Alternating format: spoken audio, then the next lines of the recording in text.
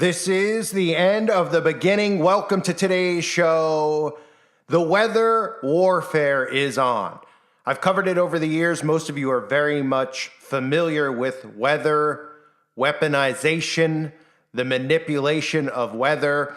You know, things you've been taught to think don't actually exist because they have ingrained sayings in your head like, you can't control the weather.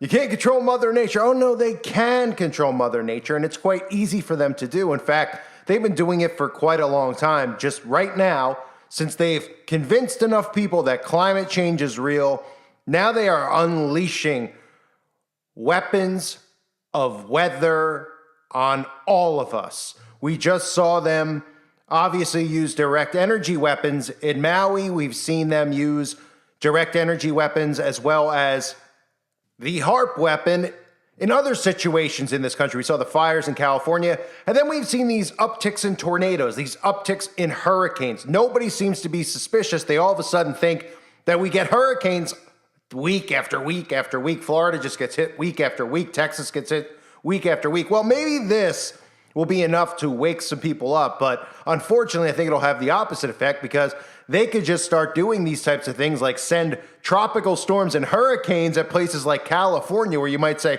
oh, I guess that's, it's on the coast. Oh, yeah.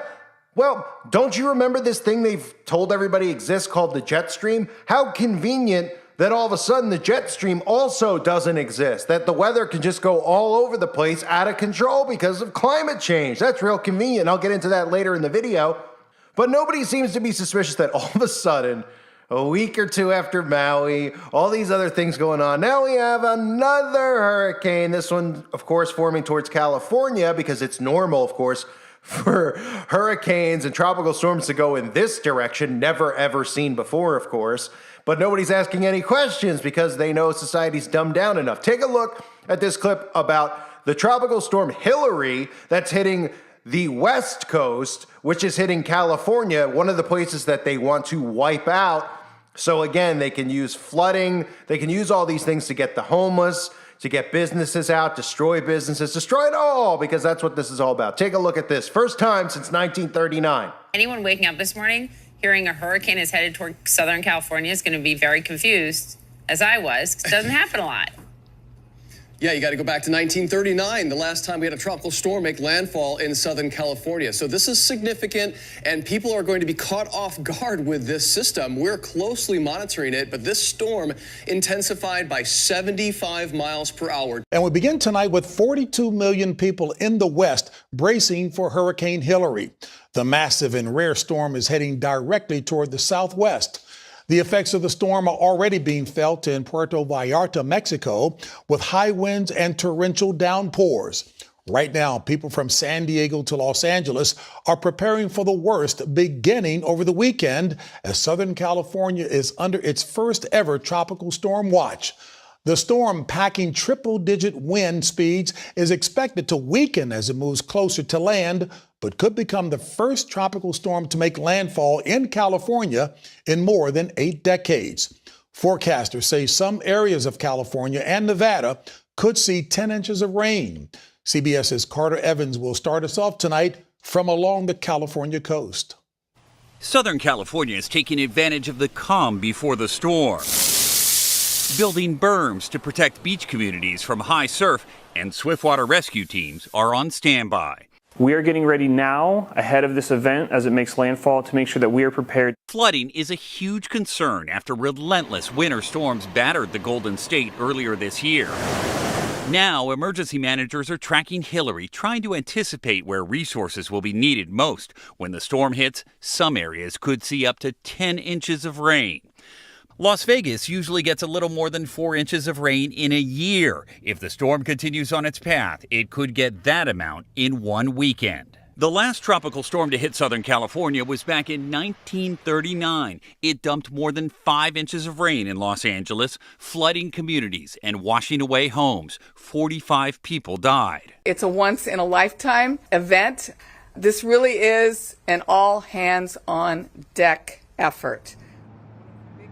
Now, it's a beautiful, sunny Southern California day right now, but that is likely to change soon. This storm will bring high surf and high winds. That could create treacherous ocean conditions as early as this weekend. Lifeguards are also warning about the runoff from all the rain. That will likely contaminate the water around the beaches here for days after the storm. JB? Carter Evans with the latest. So don't be suspicious about this. It's climate change. You see how this works? Is anyone getting it yet?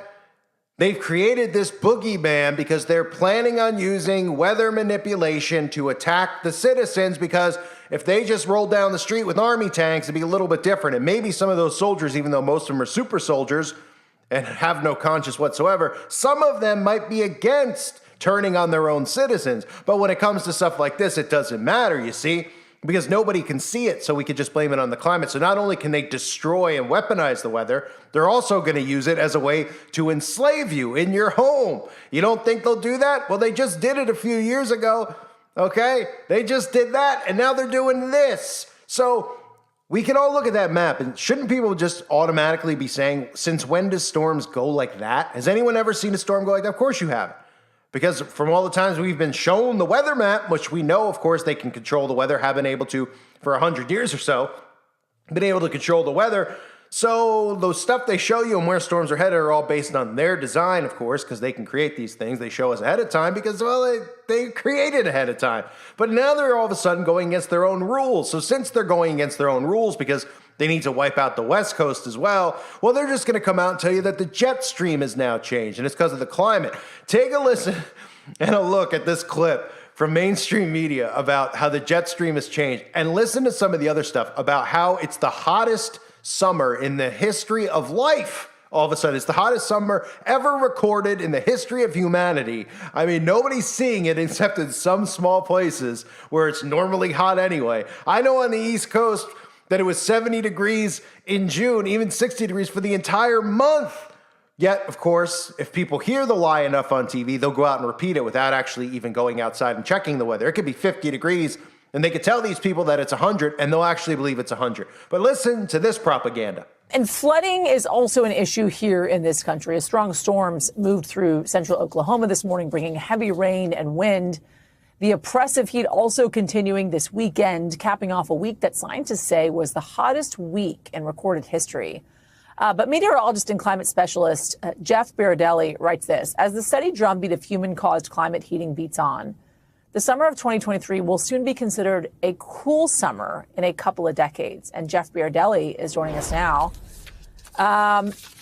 That's not easy to hear, Jeff. So thanks for the bad news. But let's get into it if we can, because, you know, what is this kind of trend of warming temperatures around the globe telling you, like the hottest days on record, one day after another, the ocean feeling warmer than ever as well?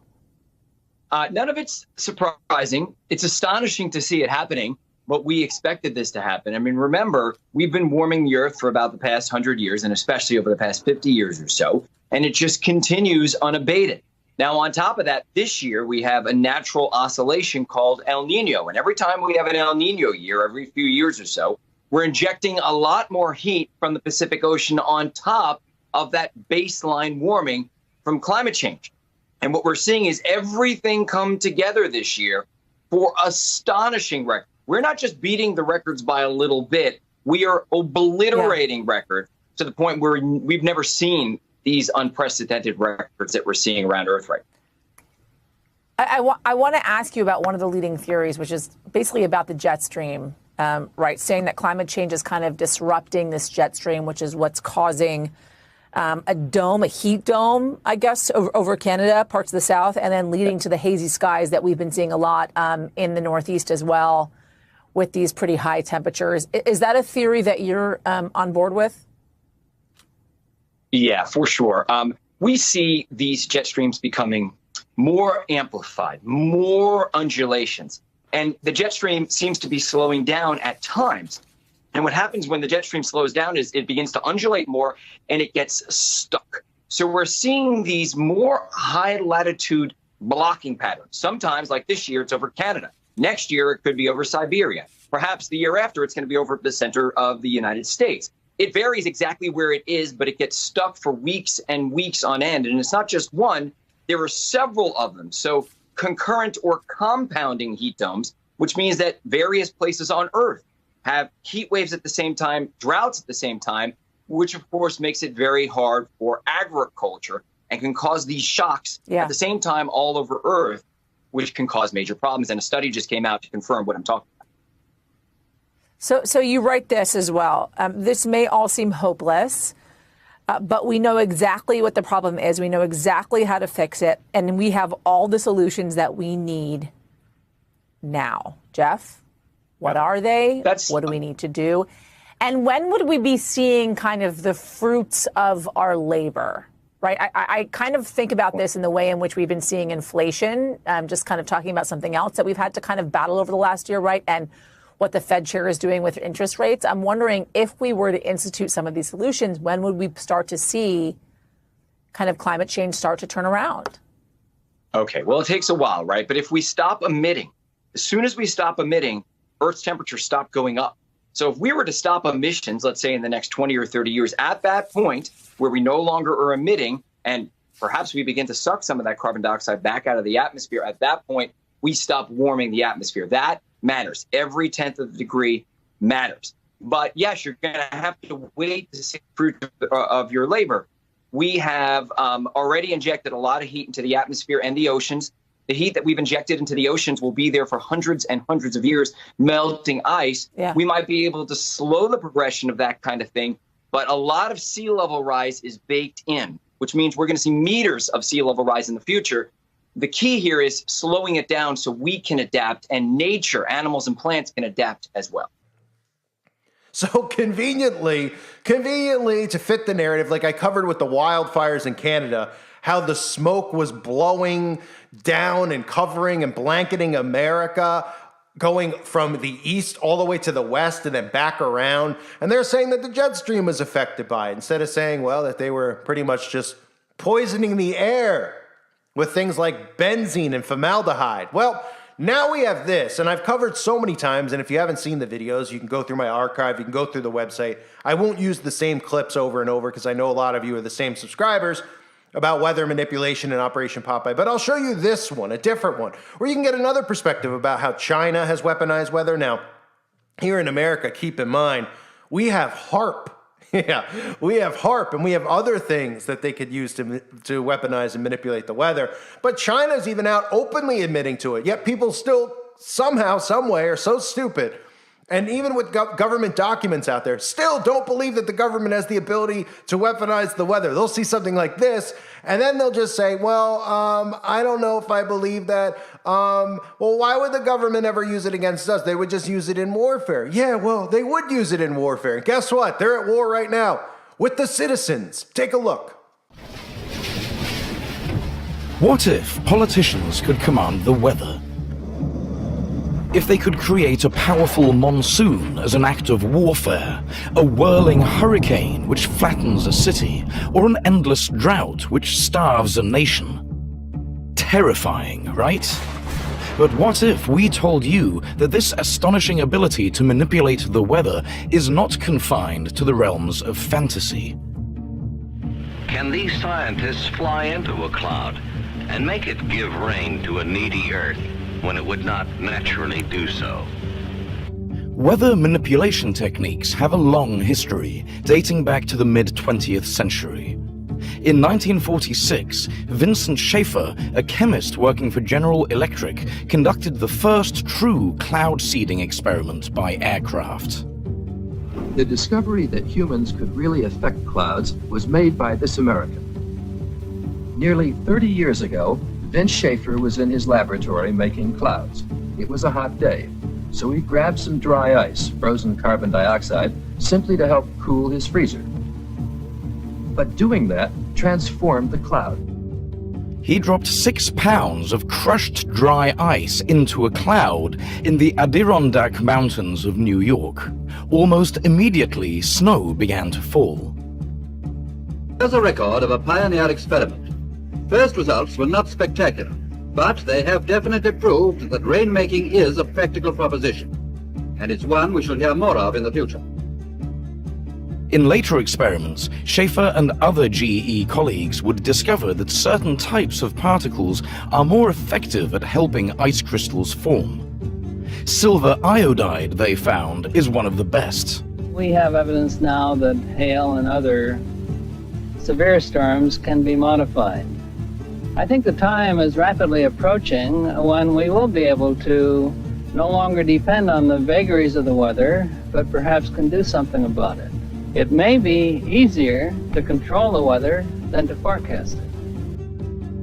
Obviously, cloud seeding is a useful tool in the fight against drought. There are already instances where it has been put to good use in this context. Facing the daunting UN prediction of water scarcity for 14% of the world's population by 2025, the UAE proactively launched the UAE Research Program for Rains Enhancement Science in 1990. This initiative employs evolving technologies, including cloud seeding, to address the country's increasing water needs amidst this limited annual rainfall. Some of these clouds, by nature, sometimes it rains, for example, only 40 to 50% of its rain that processed in the cloud that comes as rainfall. So by these operations, we try to increase this amount by, for example, from 15 to 30%. Over the years, the project's effectiveness is noteworthy. For instance, in 2022 alone, 311 cloud seeding missions resulted in nearly 1,000 flying hours. This consistent progress underscores the importance and benefits of artificial rain in water-scarce regions like the UAE. While cloud seeding technology holds immense potential, it is important to acknowledge the existing challenges and concerns associated with this implementation. Cloud seeding does not guarantee precise control over the resulting weather patterns, making it challenging to determine its long-term effects accurately. The use of silver iodide, for instance, raises questions about its impact on ecosystems and human health if released in large quantities. To address these concerns, scientists are actively researching alternative, non-hazardous materials for use in cloud seeding technology. Edward Graham, a meteorologist at the University of the Highlands and Islands, UK, explains that simpler methods like salt flares have already been employed in places like the UAE. In terms of the effect on the environment, cloud seeding nowadays, at least in the UAE, just uses salt flares, and that's what you get in table salt on your kitchen table. So there's no actual harm to the environment. Traditionally, chemicals such as silver iodide, which mimics the crystal structure of ice, have been used, but they're not used in the UAE today. In terms of carbon footprint, the planes that fly up into the clouds are just small planes. And when compared to the billions of cars on the planet and the huge planes doing international air travel every day, it's just a drop in the ocean in terms of carbon footprint and carbon emissions. Furthermore, cloud seeding's potential to disrupt natural precipitation patterns poses risks to neighboring regions and ecosystems. Altering rainfall distribution can have cascading effects on water availability, agricultural systems, and biodiversity. Disruptions in the natural water cycle may exacerbate water scarcity in certain areas, while causing excessive rainfall and flooding in others. However, what is typically seen as a challenge in one context can become an opportunity in another. Back in July, the Chinese Communist Party marked its centenary with a ceremony attended by tens of thousands of people on Tiananmen Square. Now, a report has just been released by Beijing's Tsinghua University, revealing that the government artificially changed the weather for that event. This dichotomy was not lost on military strategists. The strategic potential of weather manipulation, a concept that may sound like science fiction, began to take form. A seminal venture into this uncharted territory was a collaboration between the US Department of Defense and General Electric. The endeavor, known as Project Popeye, Conducted during the Vietnam War, the project's goal was to flood enemy supply routes by modulating rainfall patterns. This bold paradigm shift in warfare tactics served as the cornerstone for subsequent developments in the militarization of weather manipulation. In China, they're waging war on the weather. A drought so severe, they're firing rockets into the sky to make it rain. China has taken weather manipulation to new heights, surpassing other nations in its ambitious pursuit. Already capable of artificially manipulating the weather over its major cities, China's aspirations reach even further. By 2025, it aims to extend its reach to modify the weather over half of its vast territory, a prospect that has raised concerns among neighboring countries, particularly India. China's weather manipulation capabilities also hold significant potential as a military strategy. With military involvement and a vast workforce, China has developed aircraft and anti-aircraft guns to manipulate cloud formations and precipitation. By artificially altering rainy conditions in border regions, a nation can impede enemy troop movements and logistics operations, effectively slowing down adversary forces. This real-time tactical advantage can be invaluable in military conflicts. The ability to control the weather, even on a localized scale, provides a unique element of power projection and can shape the outcome of military engagements. By altering rainfall and monsoon cycles, China's activities may disrupt agricultural productivity in countries such as India, Myanmar, and Vietnam. This raises the specter of rain stealing and strains regional relationships, highlighting the geopolitical implications of weather manipulation as a tool of power. Addressing the challenges posed by weather manipulation requires international cooperation and effective regulatory frameworks.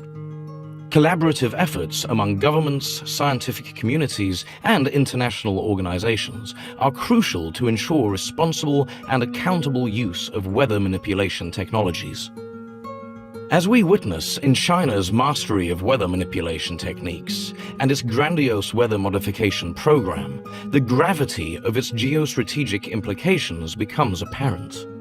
The ability to shape regional weather patterns and potentially utilize weather manipulation for military purposes presents a formidable tool of influence. Yet, as we stand at the precipice of this extraordinary power, we must confront a profound question. Is humankind truly ready to wield the awesome and dramatic power to control the weather? As satellites take their place alongside computers as powerful scientific tools, the meteorology of the 1970s can deal quite well with large-scale weather systems that develop over a few days. But the weather machine operates on many different timescales, from thousands of years for making or melting great ice sheets to the fleeting lives of individual clouds. So they have the ability to do this with weather, right? So again, I've been talking about this all the time, and I'm trying to let people out there understand the hardest part is to get people to believe that there are people that are this wicked that would do this to others. Yet, these same people who don't believe the government would do that, they watch these true crime shows and they see stories about Jeffrey Dahmer, and they're like, oh man, there's some sick people out there. So I tell you this, there's some sick people out there. That's right. And they're all in charge of your government. They're all in charge of big brand corporations, et cetera, because they've all been placed there. And these people are sicker than Jeffrey Dahmer. They are sicker than Ted Bundy, than John Wayne Gacy. You name them. They're sicker. They're times 1 trillion times sicker. And they're willing to do this on a global scale, on a worldwide scale, not just a national scale, not just, Jeffrey Dahmer committed crimes against people that he met at. Well, these people are committing crimes against everyone. They don't care what your skin color is. They don't care what your gender is, despite what they pretend. The facade they put on, and the reason that they cling to the Democratic Party is because they know they've brainwashed those people into believing that communism is good and to believing that everything they say is good. So they're protected by those people. Those people are idolaters that look up to the Bill Gateses of the world. They look up to all these low-life slimeball celebrities that are out there promoting climate change. So the thing that should be going on in people's minds when they hear this story, right? A light bulb should go off and they should say, I don't remember there being hurricanes or tropical storms ever in California. When's the last one? Oh, well, the mainstream media is telling us 1939. So then they should get suspicious because they should also see the pattern of the jet stream, right? Because they normally would if they didn't have climate change ingrained in their head. They'd say, this is really weird. Is our government weaponizing the weather against us since we know they have the capability, right? But no, they won't, because they have this climate change boogeyman to make them believe that all the weather is going haywire all over the world. Did you hear the clip that I played earlier? If you didn't, go back and listen. About the jet stream, about how it's hovering over Canada this year, and next year it's going to be over another place, and it's just going to sit there, apparently. It's just decided that it wants to park. It's decided it doesn't want to move anymore, so it's going to stop. It's going to sit there, and it's just going to burn the entire region to the ground. And no one's suspicious about this. Never before. But of course, that's because we've never had carbon emissions like this before, right? No, we've never had a government this wicked before.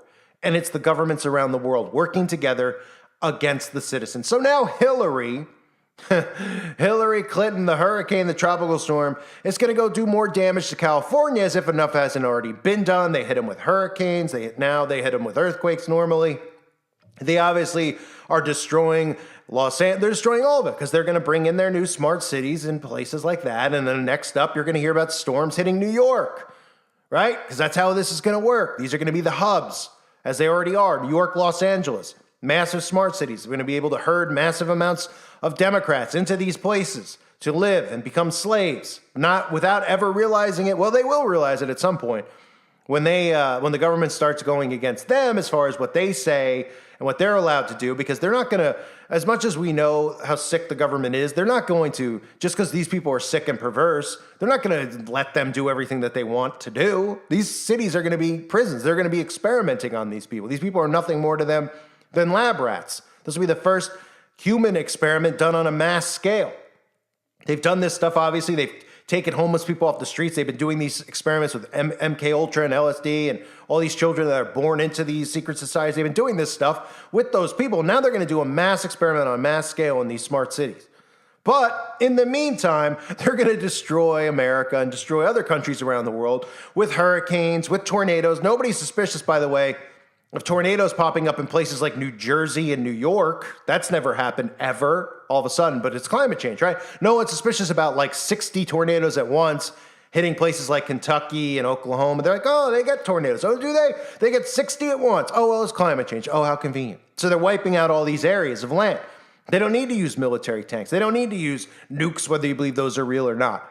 They're using the weather. It's the most dangerous weapon that there is, and they have it. And what makes it even more dangerous is that nobody has to be held accountable, except for you and me, because at the end of the day, all these storms and all this weather manipulation that they're doing, they're going to blame on us. And they're going to say all of these things have happened because of you, everybody else, and how they're living, and now you need to lower your standard of living, and we're going to shut your power off and all this other stuff, and you're going to stay indoors at all times. If you survive, of course, the onslaught of weather attacks that are going to continue to come from the world governments. It's frightening, but it's true.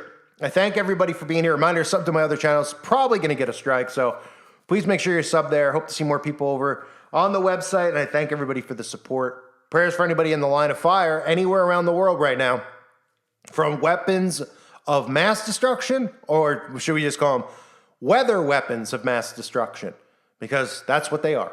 I thank you again. God bless all of you and your families.